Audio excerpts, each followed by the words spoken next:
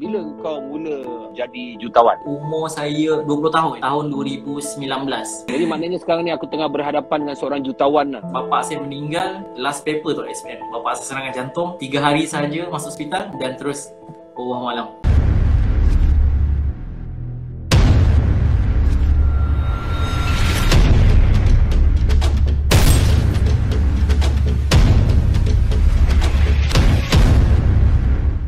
Hai, Assalamualaikum Tok.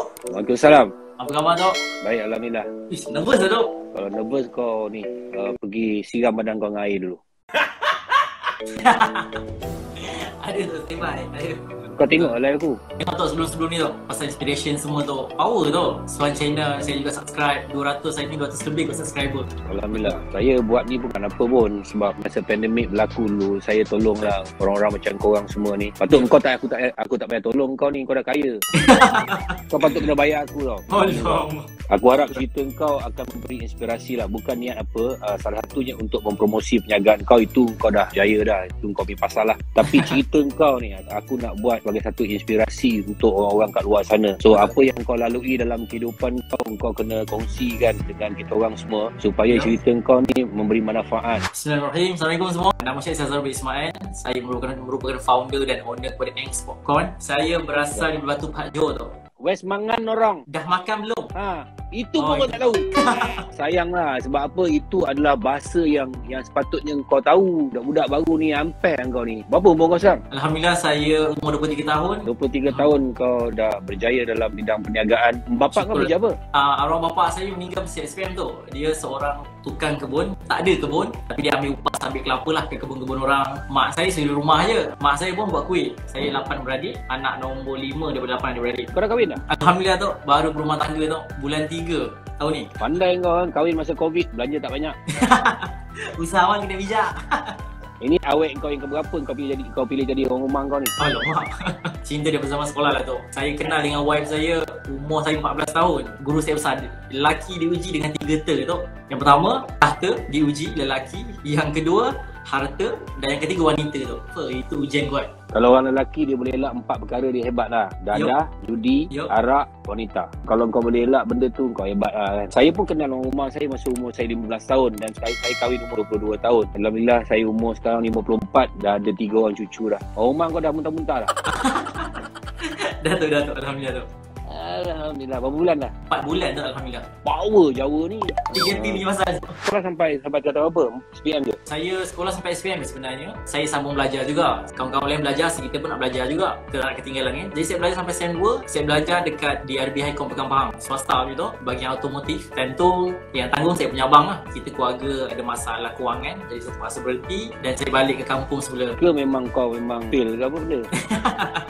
Tak ada. Mostly nak kata belajar pandai, taklah juga tu. Bapa saya meninggal, last paper tu SPM. Bapa saya serangan jantung, 3 hari saja masuk hospital dan terus bawah malam.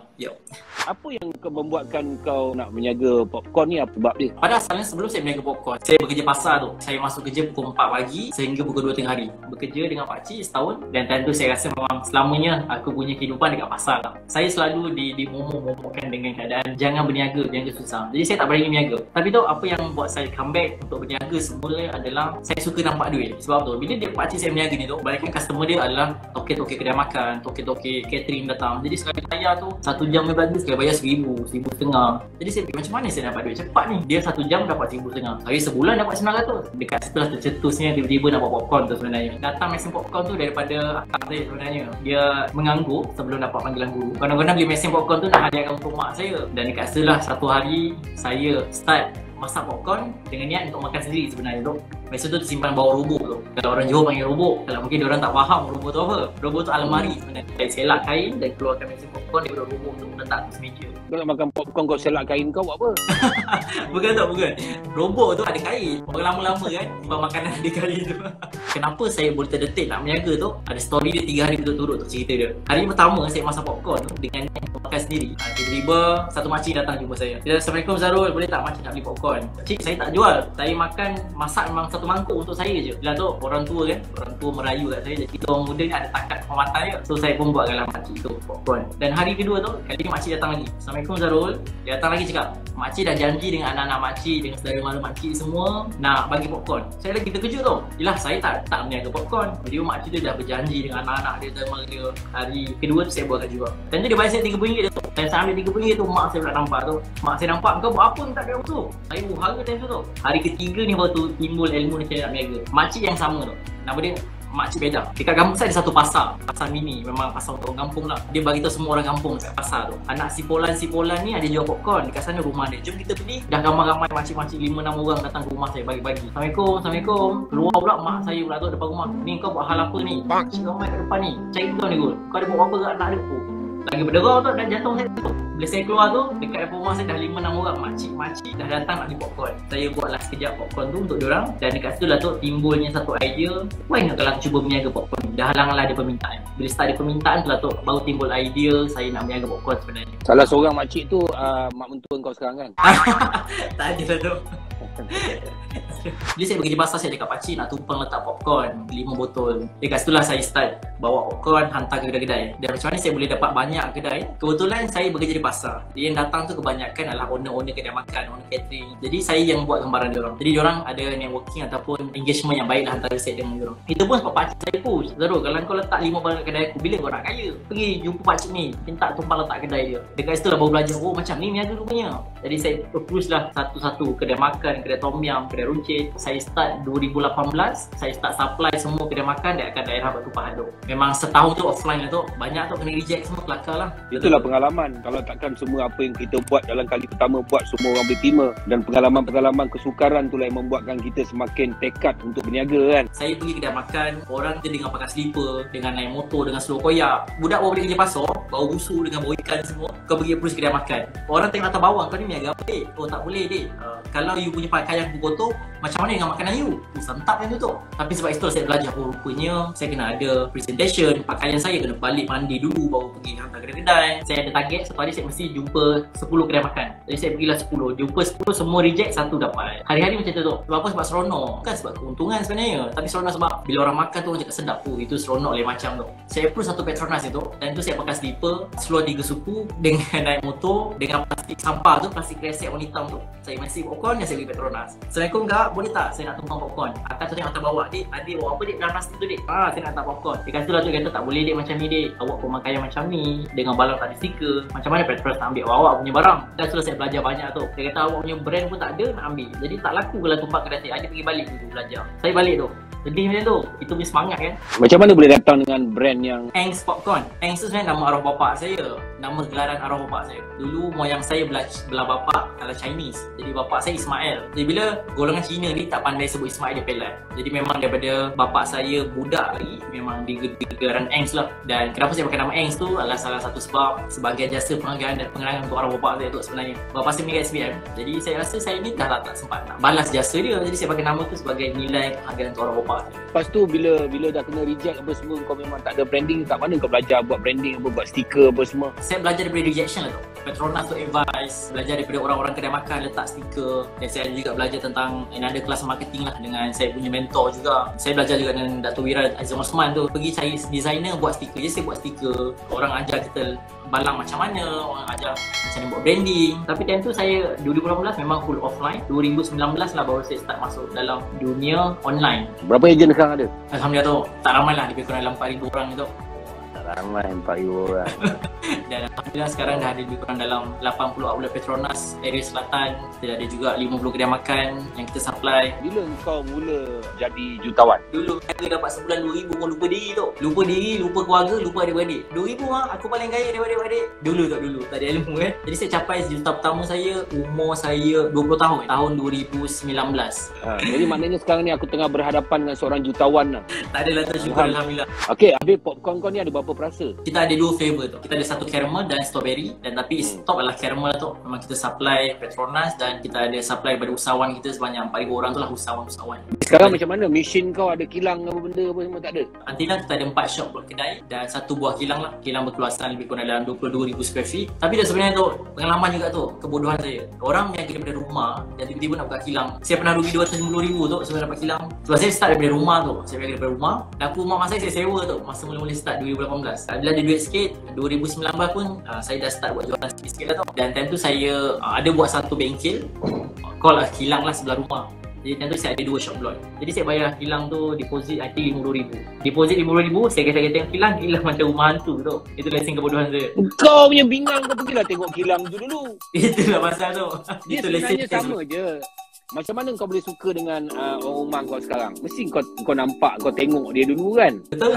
Kau jatuh minat pada dia, jatuh sayang pada dia. Lepas tu baru kau keluarkan modal pergi merisik dia, bertunang dengan dia kan? Betul. Tapi tak apa. Sebenarnya kebodohan tu sebenarnya mengajar. Saya juga dulu ada banyak benda yang saya habis duit tu sebabkan kebodohan. Kadang-kadang kita dalam hidup kita ni, kita ego. Kita rasa kita boleh buat semua kan? Kita ego, tak nak minta pandangan. Kita kadang-kadang orang sekeliling kita, adik-beradik kita, abang kita, memang dia bukan ahli perniagaan, tapi kita rasa kita pandai. Macam pakcik kau tadi, pakcik kau dah kerja dengan pakcik kau dah lama berniaga. Ini bukan aku cakap pasal kau, kita cakap pada semua yang tengah menonton kita sekarang ni.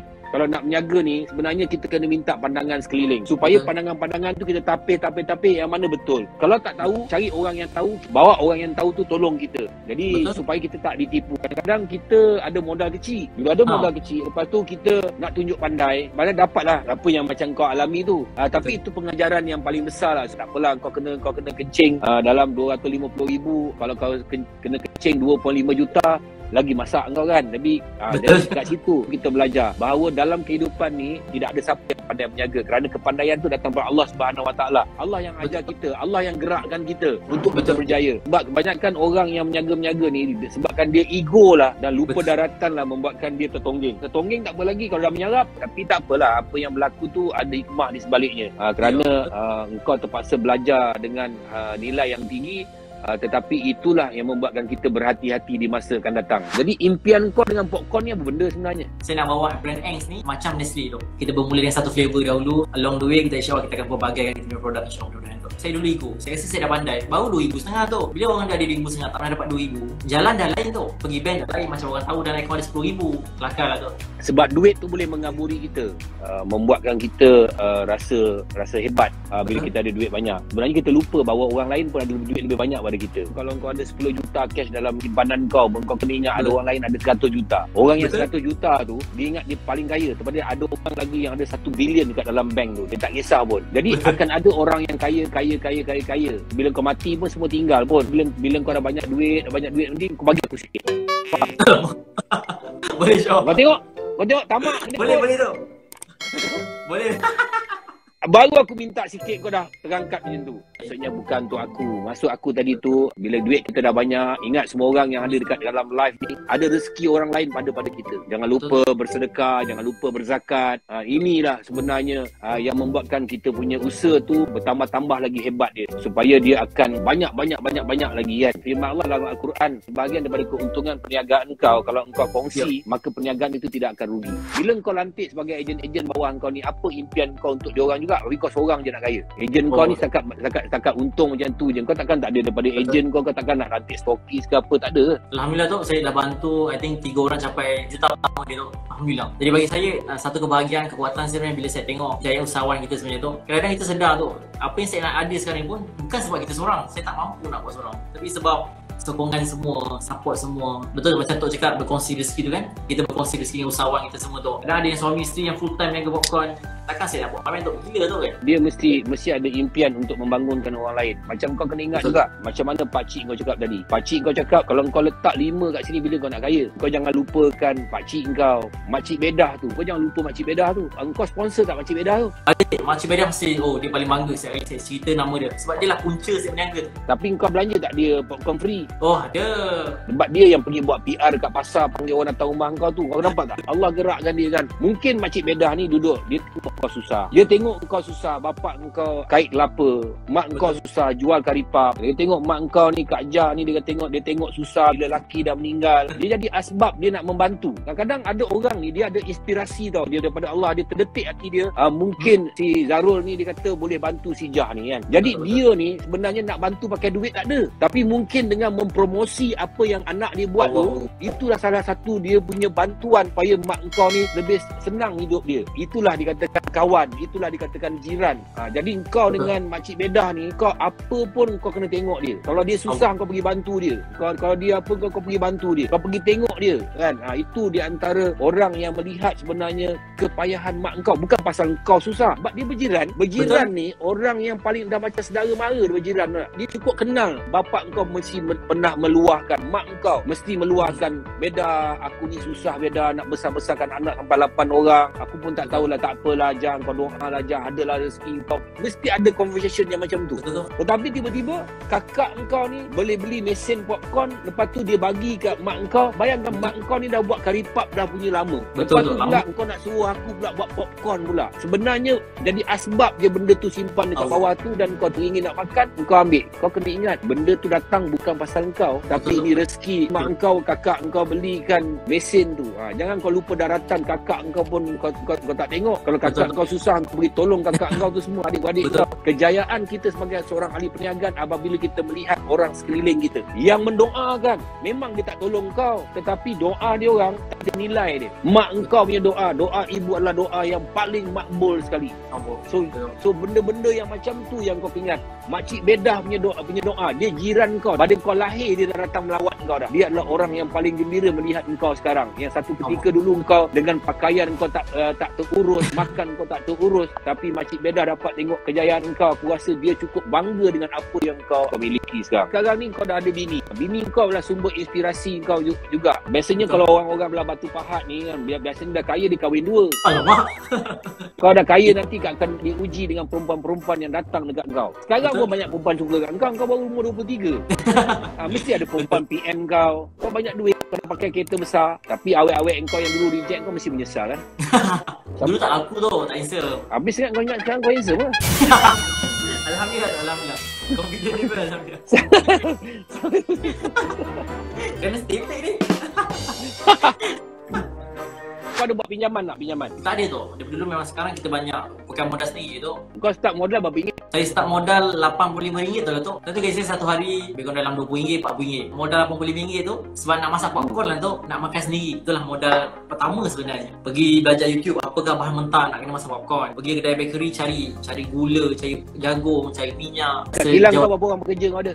So far Alhamdulillah kita ada sekarang 42 orang pekerja tu. Semua lah sahabat-sahabat saya. Tempat lah orang kampung. Membangunkan ekonomi kampung lah. Sama-sama lah tu. Sebab saya kita dulu kan, mana nak panggil orang kerja susah, kita orang muda, orang tak percaya. Jadi saya panggil kawan-kawan saya ajak kerja dengan saya. Mana kawan saya meniaga yang kerja car wash ke apa, semua cakap jom kerja kan sama-sama. Itu kelebihan duduk kampung. Lepas ni kau nak buat popcorn apa? Flavor apa pula? Next, kita nak akan buat flavor hazelnut tu, insyaAllah mudah-mudahan. Itu semua antara request daripada kita punya usahawan lah tu. Kita buat survey apa flavor yang diorang nak semua, apakah flavor yang masyarakat suka. Kau kenapa nak kena buat hazelnut? Kenapa kau tak percaya dengan apa yang kita ada makanan orang Melayu kita? Flavor kopi kampung ke? Contoh, tebok nak ke Mak Salin, bayi kaya Mak Salin. Kau buat ni, kau buat popcorn salted egg. Wah. Betul, boleh tak? Telur masin kan, itu kan orang suka, orang Malaysia. Kau buat hazelnut lah, apa benda nak bagi makan popcorn tempe. Kau tekak Melayu. Banyak idea tu lagi ni. Bayar lah. Aku minta duit je kau terangkat. Kalau tak ada kau, tak ada mak bapak kau sokong aku, mungkin nama aku tak besar macam sekarang. Mungkin masa ni adalah untuk aku kolaborasi gunakan branding aku untuk kau orang. Oh, syukur. Betul. Macam aku interview kau ini lagi. Kau siapa interview kau? Apa hal bukan aku kenal kau pun. Tapi tinggal hari ni aku terpanggil untuk buat suan channel aku ni supaya orang kat situ dia dapat inspirasi daripada kau punya cerita ni kan, dan membantu orang lain. Kadang-kadang ada orang dia tak nak, ini rahsia, tak nak cerita. Bukan, rezeki Allah tu luas. Lepas ni kau, apa yang kau perlu buat ialah tak perlulah kau nak lahirkan produk banyak-banyak. Nanti kau pening kepala. Kau kena kuatkan branding kau ni. Angst ni kena kuatkan. Lepas tu kau suruh orang-orang Melayu lain yang ada produk-produk yang tak ada networking yang besar duduk bawah kau. Kau jadi sole distributor untuk barang dia orang. So kau tak payahlah sibuk nak buka kilang belacan, nak buat semua kilang benda. puncak, semua kau nak buat. Apa Betul. yang perlu kita buat sekarang ialah yang apa yang kelebihan yang Allah bagi pada kau ni, satu hari kau bantu dia orang ni.